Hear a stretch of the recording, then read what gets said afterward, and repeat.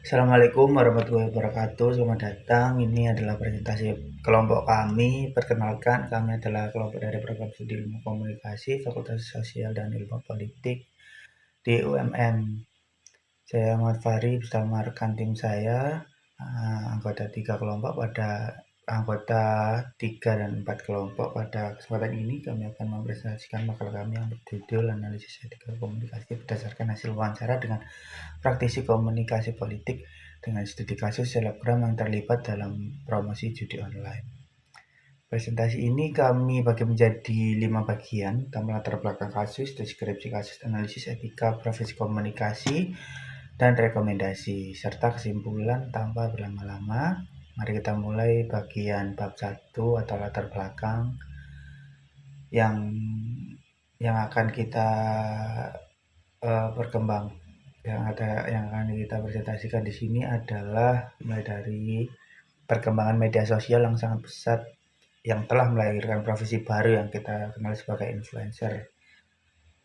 Profesi ini memiliki kekuatan luar biasa dalam mempengaruhi opini, sikap, dan bahkan perilaku masyarakat melalui konten yang mereka bagikan setiap harinya.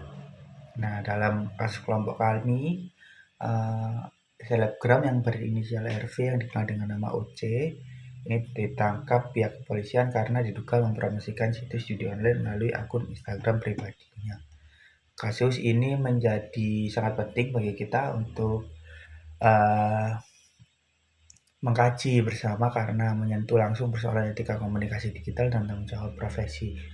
Ada dilema nyata antara keuntungan finansial dan endorsement di satu sisi, ada juga tanggung jawab moral kepada publik khususnya generasi muda di sisi yang lain.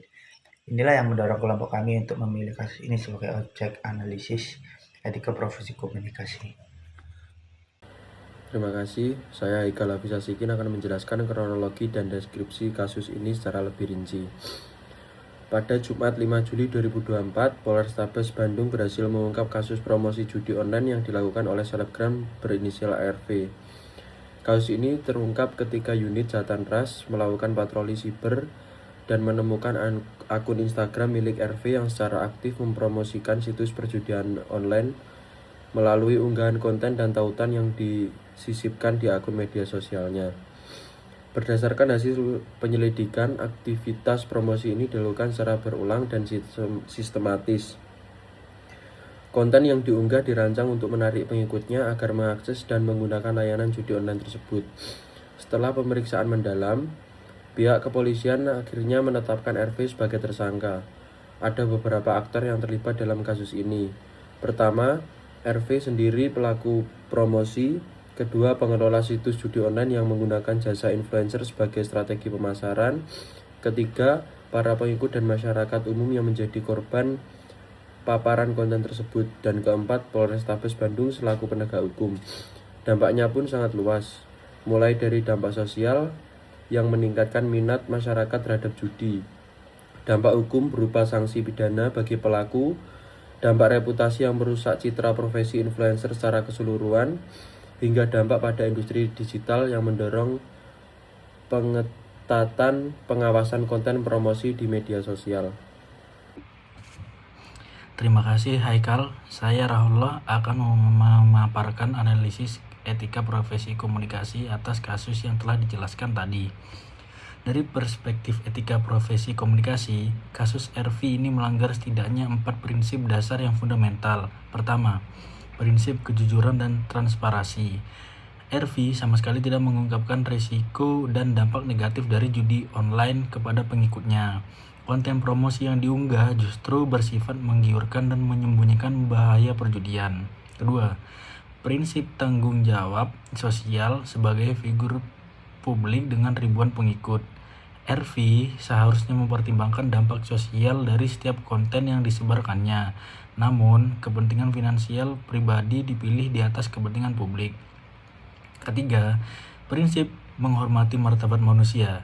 Promosi judi online menargetkan pengikut tanpa mempertimbangkan kerentanan psikologis mereka, terutama remaja yang masih dalam tahap pembentukan kepribadian. Keempat, prinsip akuntabilitas profesi. RV gagal mempertanggungjawabkan konten yang diunggahnya kepada publik. Jika kita analisis menggunakan teori-teori etika komunikasi, kasus ini juga tidak dapat dibenarkan dari manapun. Dari sudut pandang teori utilitarisme, tindakan RV tidak menghasilkan kebaikan terbesar bagi jumlah orang terbanyak. Justru sebaliknya, kerugian yang ditimbulkan jauh lebih besar daripada manfaatnya. Dari teori deontologikan, tindakan ini tidak dapat dijadikan prinsip universal. Bayangkan jika semua influencer mempromosikan judi online, tatanan sosial pasti akan rusak. Dari teori etika kebijakan Aristoteles, RV gagal menunjukkan karakter yang baik. Tidak ada kejujuran, tidak ada kebijaksanaan, tidak ada keberanian moral untuk menolak endorsement yang merusak. Dan dari teori tanggung jawab sosial media, influencer pada era digital berfungsi layaknya sebuah media pribadi, sehingga mereka terikat pada tanggung jawab sosial yang sama dengan media massa konvensional. Kasus ini juga memunculkan 3 dilema etika yang kompleks. Dilema antara kebebasan berekspresi dan tanggung jawab sosial, dilema antara kepentingan ekonomi dan integritas profesi, serta dilema regulasi versus otonomi platform media sosial. Ketiga, dilema ini menunjukkan betapa rumitnya lanskap etika komunikasi di era digital. Terima kasih. Berdasarkan analisis yang mendalam dari kasus ini, kelompok kami merumuskan beberapa hal, solusi, dan langkah pencegahan yang perlu diterapkan oleh berbagai pihak. Yang pertama, bagi para influencer sendiri, mereka harus aktif mengembangkan kompetensi etika profesi, menerapkan uji tuntas atau due diligence sebelum menerima tawaran endorsement, dan berani menolak kerjasama yang bertentangan dengan nilai moral meskipun iming-iming finansial yang sangat besar. Yang kedua, bagi platform media sosial seperti Instagram perlu pengetatan sistem modernisasi konten, peningkatan algoritma deteksi konten berbahaya, dan mekanisme pelaporan yang lebih mudah diakses oleh pengguna. Yang ketiga, bagi pemerintah dan regulator perlu dikembangkan kerangka regulasi yang komprehensif mencakup kewajiban mengungkapkan konten berbayar, standar etika iklan digital, serta sanksi yang tegas bagi pelanggan. Keempat, bagi asosiasi profesi komunikasi perlu segera dikembangkan kode etik yang spesifik untuk profesi influencer sehingga mereka memiliki panduan yang jelas dalam mengambil keputusan etis. Adapun untuk langkah pencegahan jangka panjang, kelompok kami merekomendasikan 6 hal: peningkatan literasi digital masyarakat, program sertifikasi etika untuk influencer, penguatan mekanisme patroli cyber, kapasitas kesadaran bahaya di online yang masif dan berkelanjutan, pengembangan sistem pelaporan whistleblower digital yang aman, serta penerapan klausul etika dalam setiap kontrak endorsement. Dan kini sebagai kesimpulan akhir dari makalah kami, kasus RV adalah cerminan nyata dari kompleksitas etika profesi komunikasi di era digital. Kasus ini membuktikan bahwa pelanggaran etika komunikasi digital tidak hanya merugikan individu yang terlibat, tetapi berdampak luas pada masyarakat, terutama generasi muda. Profesi influencer kini telah berkembang menjadi salah satu bentuk komunikasi paling berpengaruh, namun belum diimbangi dengan kesadaran etika dan kerangka regulasi yang memadai. Penyelesaian permasalahan ini memerlukan pendekatan multidimensi yang melibatkan semua pemangku kepentingan: influencer, platform, pemerintah, asosiasi profesi, dan masyarakat itu sendiri.